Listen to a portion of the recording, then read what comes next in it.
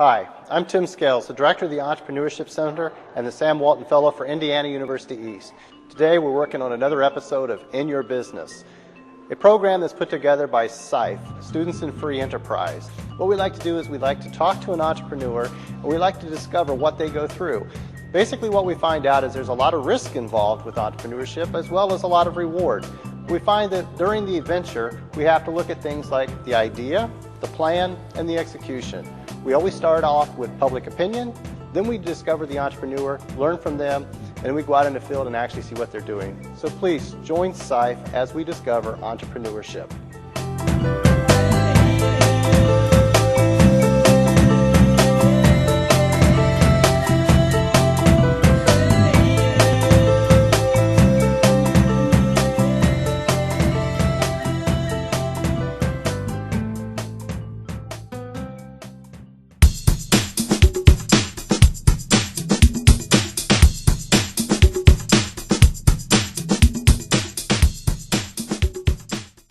Welcome to another episode of In Your Business. Today's episode is going to feature two entrepreneurs together, a father and son duo, and we're going to learn about VanVleet Insurance here in Richmond, Indiana. Welcome to the show. Thank you, Tim. Good to be here. Well, this is Eric, the father, Brad, the son. And why don't we start with you telling us, Eric, about the insurance company, how it started, when it started, and what you're doing. Well, as a young man, I'd always had the desire to have my own business. And in fact, the building we're in, I bought when I was 22 years old with the vision of having an insurance agency in it. I worked for a local agency for 7 to 8 years with a game plan at age 30 to start my own business. And in fact, that's exactly what I did. I left that employment, went over and started VanVleet Insurance Agency in the building at 1110 South A Street when I was about 30 years old. And started with Joan Bartle, who had an entrepreneurial vision just as I did, and we partnered until 2006, at which point she retired. But through that period of time, we've developed an agency that employs 8, 9 people, depending on part-time, full-time, and had the pleasure of having my son come in 2002, which has been really a delight and something I really wanted to happen even from the beginning because we'd always been close. Okay. So you purchased the building at the age of? 20, I think I was 22 years old. Bought it on contract with the vision that I would occupy that building for our business. Okay, so what happened to that building for about 6 to 8 years? I actually had a couple of tenants in it. I had a State Farm agent in it, one of my competitors, and I also had a chiropractor in that building as well. And I had Kirby vacuum cleaner salespeople, and I remember that specifically because my basement was filled with broken and used vacuums. And they used to sing Kirby vacuum cleaner songs to inspire the troops to sell, and I would get comments from my neighbors about all the singing in the building. But I had a polyglot of tenants, if you will, to occupy that building until it was my turn. Okay, so you threw me a little direction here because I was thinking of you as the entrepreneur in the insurance business. I think you told me that started when you were 30? Yes. Mm-hmm. So you started as an entrepreneur when you were 22 because you purchased the building and then you turned around and started leasing it or renting it out, and it sounds like you had at least 3 businesses that you were then renting back out to. Well, and I forgot another story in there, but I started a do-it-yourself car repair shop called Gasoline Alley, which really reflects this long-term desire to have my own business. And I failed utterly and completely at that business, closed it down, auctioned it off, and then that's when I started VanVleet Insurance. Let's go back to Gasoline Alley. I didn't know that. I've tried to forget it, too, because it was a bad memory. What was it? Well, it was a classic case. I read the Christian Science Monitor, and they talked about a new trend where you could create an environment where people could drive their own car in and fix it themselves, and you rent them space to do that. So they could change the tires, the spark plugs, oil. That really resonated with me. I knew nothing about cars, so it was the classic case of getting into something you knew nothing about. But my dad, bless his heart, gave me enough rope to hang myself. We developed a pool of money. I found a building. I had 10 bays created with lifts, tire changing equipment, paint booth, could buy spark plugs and a few parts, and started that business when I was, I think I was 24 at that time. Okay. And that lasted about a year and a half. And what I didn't do any market research. Obviously, I didn't look to see if I had a market that would work. Typically in Richmond, what people do, at least at that socioeconomic range, was drive their car up on a curb and change the oil underneath. Where this had been highly successful were cities like Evanston, which had ordinances that didn't allow people to work in their backyard or on the street on their vehicles. Sure, sure. I tended to miss that point, and of course paid the price as an entrepreneur. Sounds like a good concept even today. I think you need to know something about vehicles. Well, I missed that part. So then the insurance things seemed to make more sense to me, because I then took that experience and decided to learn a skill, a subject that then I could carry forth, and insurance seemed to offer that. Insurance is unique because it just started as a business. It's like a can of soup. You just add water, heat it, and you can go forward. Whereas in a manufacturing business or car repair shop, you actually have to have capital expenditures and equipment. That causes for a lot of money. Okay. And so insurance fit the need to create a business but not have invested a lot of money. Okay. So, let's get back then to the insurance agency, because you started that at 30 years old. How'd you start that? I had spent 8 years at a former agency, so I knew what I was doing, and I actually took a page out of Jimmy Carter's The President's Book, and I created a 3-ring binder, and I had it segmented phase by phase when I phased this business in. And as I recall, I even looked at the macro picture because we were in a recession then. Mm-hmm. So I tended to look where the overall economy was in the recession, how it was in Richmond. Then I phased in the building, the company contacts, getting company contracts, which is absolutely essential to the business. And I was just so impressed because that's how Jimmy Carter ran for presidency. He actually had a 3-ring binder and put together his game plan. So I put together a game plan at that point, followed it right down the line, opened up and wrote a policy the first day. Very good. And from there? From there, it's a matter of growing the business, then taking it beyond yourself and your own efforts and start to have employees, which is another whole dimension or layer of entrepreneurship. We had success, grew the business, got a couple of great companies, one of which we've really pivoted on, which is Erie Insurance. That has been a great marriage, a partnership, if you will, and allowed us to really blossom in the community and create a business that at some point allowed me to bring my son in. Mm-hmm. Great. So today you're still in the same building that you purchased several years ago, operating very well, having 9 employees in that building, and a successful business. It's been here for how many years? We have been there 27 years. 27 years. I started in the basement, which is a dirt floor basement, on a card table with a light bulb over the table because the chiropractor was upstairs, and I was actually working on the game plan and putting the business together on that card table. Then, as soon as we occupied the first floor, I moved upstairs. Had an apartment with an Earlham student up there. 10, 12 years later, we went upstairs, kicked the Earlham student out, and used that as a second floor. Then a few years later, we went up to the attic and remodeled that and made it our sales meeting area. Okay. So we now have a tower, the VanVleet Insurance Tower on 1110 South A with all those different stories and that. Wow. So what was your background, though, to start this? Graduated high school, went on to college? RHS grad, went down to Miami University, wanted to be a lawyer, went into, took political science, which is probably diametrically opposed from any entrepreneurship, and graduated from school during the Vietnam War, and it was very difficult to get into law school. The closest I got was being waitlisted to the Salmon P. Chase Night School in Cincinnati. It was a night school located on top of a YMCA. Okay. And I was waitlisted. At that time, everybody wanted to stay out of the draft. So there was a tremendous rush to get into these grad schools and stay in school so that you could avoid duty in Asia.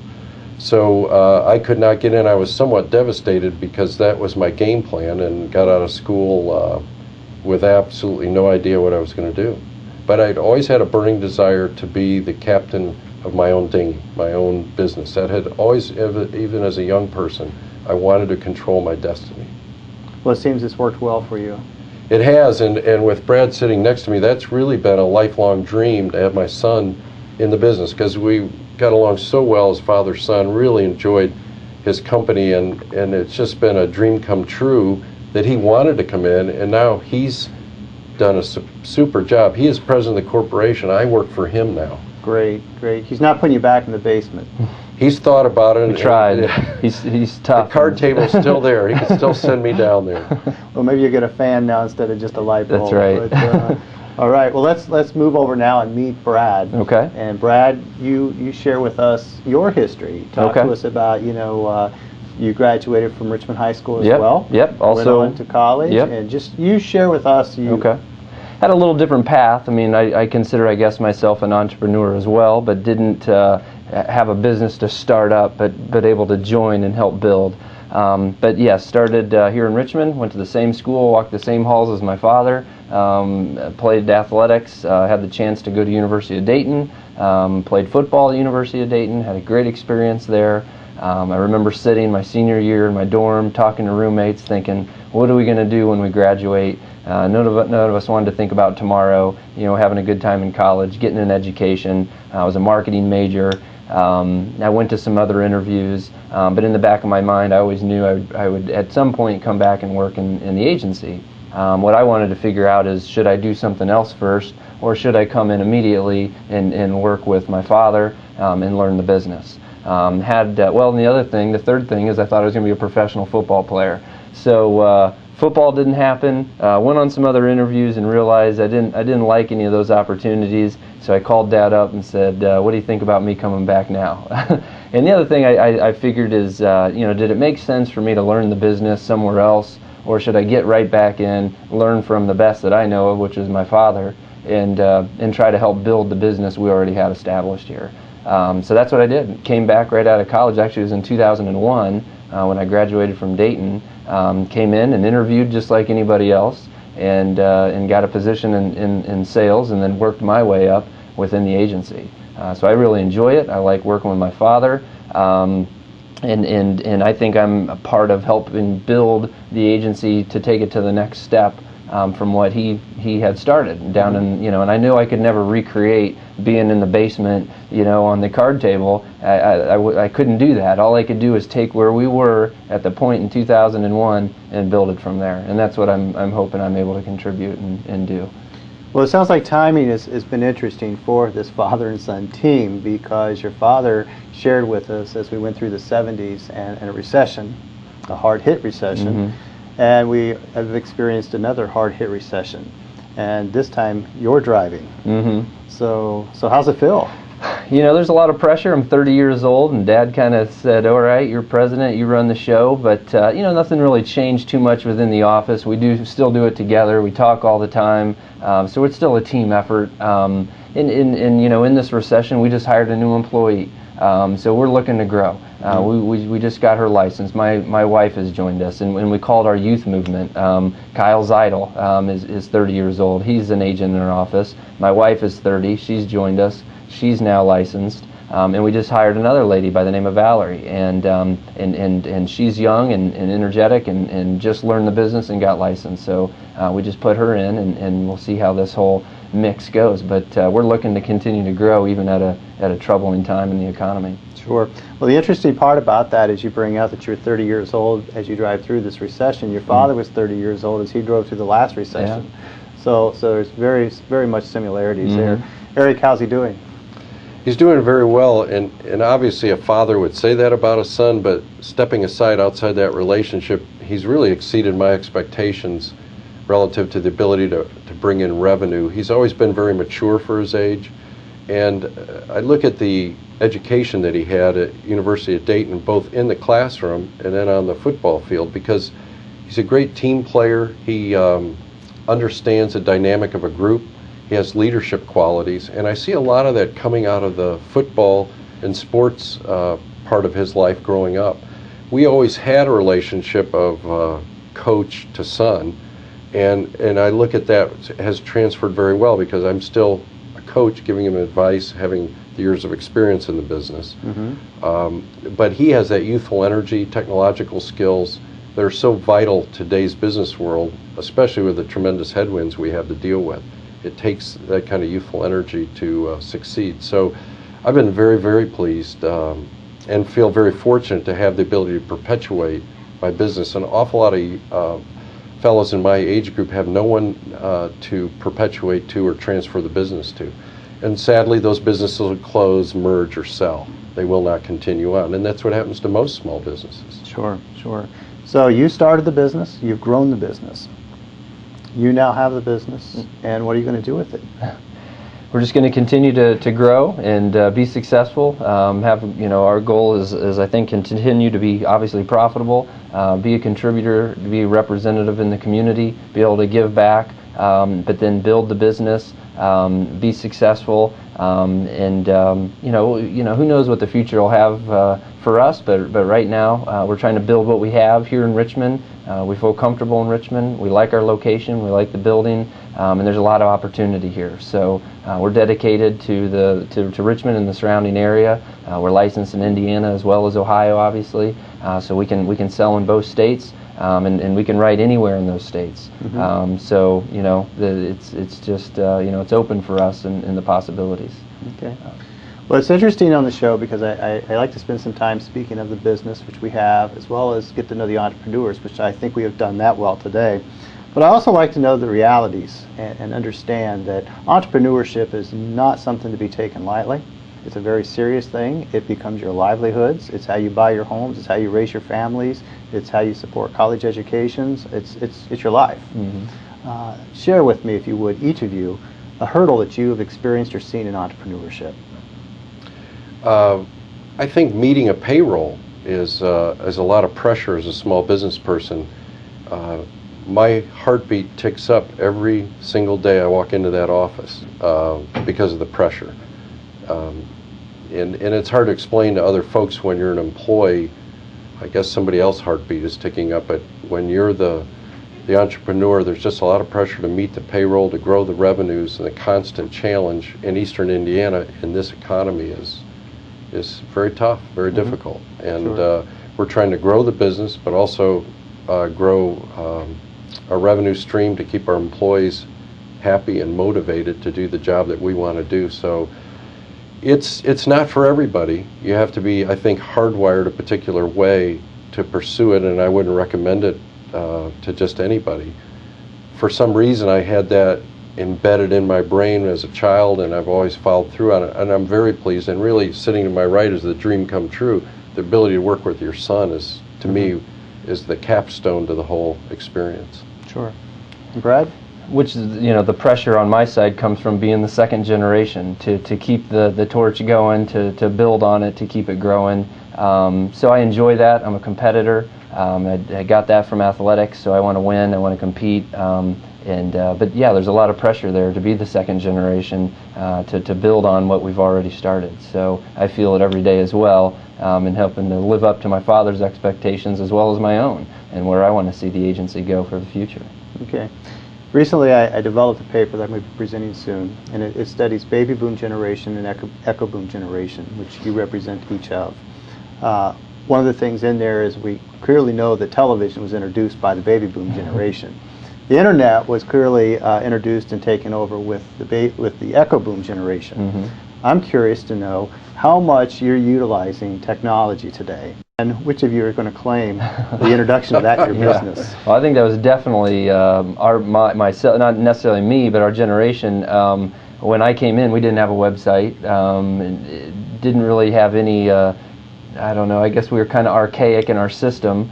So when I came in, actually I give credit to my wife. She really had a lot to do with our website, building it, and had some help from some entrepreneurs in the community that are in that business. So we have a great website, I believe now, that's up and running. It's interactive. We have a new management system within the office called IMS, which I don't know if Dad ever would have jumped on board with that and seen the importance of it with having it all streamlined. We now have dual monitors, and we're trying to go paperless. So we've changed quite a bit, in our basement, and where it used to be his card table are now boxes full of paper. So we're trying to eliminate that here as we move forward and try to go paperless. So that'll be a huge step for us, and be able to pull everything up and have it electronic right in front of us at our fingertips. Okay. I just watched a lot of enthusiasm come out of Brad as he took charge of that one. How do you feel? Well, I'm referred to as the fossil in the office, and probably rightfully so, but to give you an example, Brad and I had a business meeting in Indianapolis yesterday, and Brad asked me to drive. Well, you would think the young guy would drive and I'd get to relax, but he was on his BlueBerry answering emails and working. BlackBerry. He doesn't even know what it's called. He calls it the BlueBerry. My grandson calls it. He was on his BlueBerry. That shows how fossilized I am. And so he was working on that all the way over, and I drove. So I thought that's a symbolic example of the difference in the generations. Sure. Well, but a very responsible side of you, Brad, because so many people are not supposed to text and drive. So thanks for taking that safety. I was thinking of safety first. Yeah. Well, at this time, what I do like to always ask any entrepreneur that comes on my show is about the hours and commitment that they put into the business. So I know, Eric, in the beginning you probably really put the hours in. I hope that maybe you're not having to put as many in today, but maybe you are. So let's each of you speak to the hours that an entrepreneur puts into the business.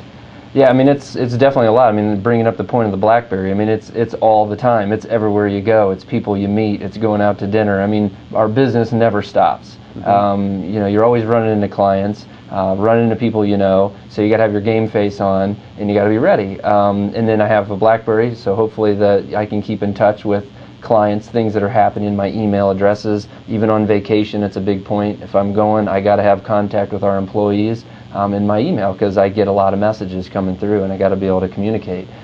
So being gone a week is a big deal. I'm getting ready to take our family to Florida, and then my mind is thinking, how am I going to do this when I'm gone, to be able to communicate with the office, get back with people, forward the emails that need to get to them, and talk to our underwriters and whatnot moving forward. So as far as hours, I can work 8 to 5, but really it's more than that. It's always if I need to come in on a weekend, we do that. If I need to stay later, you do that. You do what it takes to get the work done. So I don't look at it as an hourly job, because it's your life, right, and everything you do. Sure. I might speak to the startup, because I would probably parallel a lot of what Brad says about current time frame. But when I started, both Joan Bartle and I worked 6 to 7 days a week, 4 nights every week, literally for years. I would say for 5 years. And he was just a little boy, and I used to bring him into the office and put some coloring books on the floor, and he would stay there. But you have to work a tremendous amount of hours to launch. It's like birthing a baby. And that's why I say it's the province of young people to have the energy and the time and the commitment to do that. Not to say that older folks can't, but one of the cliche sayings is ignorance is bliss, and the youth, you have a certain naivete or ignorance, which is very valuable. Because as you get older, you begin to know and perceive things, and you won't do them. And it's that ignorance of youth that allows you to spend that kind of time and energy just on blind faith that someday this will work out for you. And I can remember being very discouraged, because I was selling an awful lot of business, but there was never any money. I didn't know where the money was. And in the insurance business, which is small drops in a big bucket, you have to go around the maypole 5 or 6 years before you begin to acquire revenue to live on. And that's exactly what happened. And finally, we started to develop some revenue that we could live on. Great. Final question for each of you, and that is, as I study entrepreneurship, as I practice entrepreneurship, you practice entrepreneurship, there's risk and there's reward. Tell me about what the reward has been for you, Brad. The reward is being able to live in Richmond, to work alongside my father, to have a great opportunity, to make a decent living, to provide for my family, to maybe have the opportunity to give my son the ability to come back in this office, maybe be a third generation. So it's been fantastic. The business allows us to have some freedom, so I can be involved in the community, which, talk about trying to give back a little bit than just being in our own world and our own little bubble. So it's been great. I really enjoy it. I like being back in town, in this community. It's where I was born and raised, and it means a lot to me to be able to raise my kids here. We have 2 children, a 5 and a 2.5-year-old. So to be able to spend time with them and be able to coach them, so if I need to get away, being our own boss, you have the flexibility. So I can do those things, be involved in their lives, but then also, I'm to work in less than 5 minutes. So in a day I can get up and run in the morning and get to the office and be home after work and coach my son's team, and then be back eating dinner with the family. And I look at some of my friends that live in bigger cities that their whole day is getting to work and getting home, and after that, that's shot. I mean, in Richmond, in this community, you can do a lot in one day. Sure. So I really enjoy that, and then having a father and a partner and to work with has been fantastic. So Sure. I really enjoy it, love it, and I wouldn't be anywhere else. Great, thank you. Eric, what was the biggest reward for you? Obviously, the biggest reward is sitting next to me, but the one thing I would say is, an entrepreneur, you have a canvas to work with, and the ability to express yourself in terms of your business model.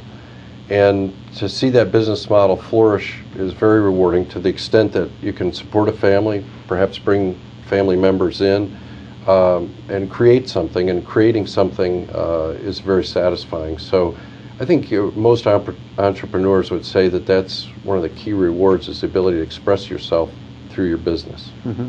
Well, thanks to each of you. I've enjoyed the show you. today, and thank you to the people watching the show. I hope that you've learned a lot from this father and son combo. They're doing a great job, and as you can tell for their passion for the business, it's about helping a community. They've been able to take their families, raise their family, make a name in this community that everybody will know. VanVleet Insurance, it's a good company. I would encourage you to get a hold of them, not just to speak to them about insurance, but speak to them about entrepreneurship and learn about how you can make a difference in a community. They're passionate about it, they enjoy it, and that's why I stay in entrepreneurship, is to work with people just like this. So again, thanks for watching the show.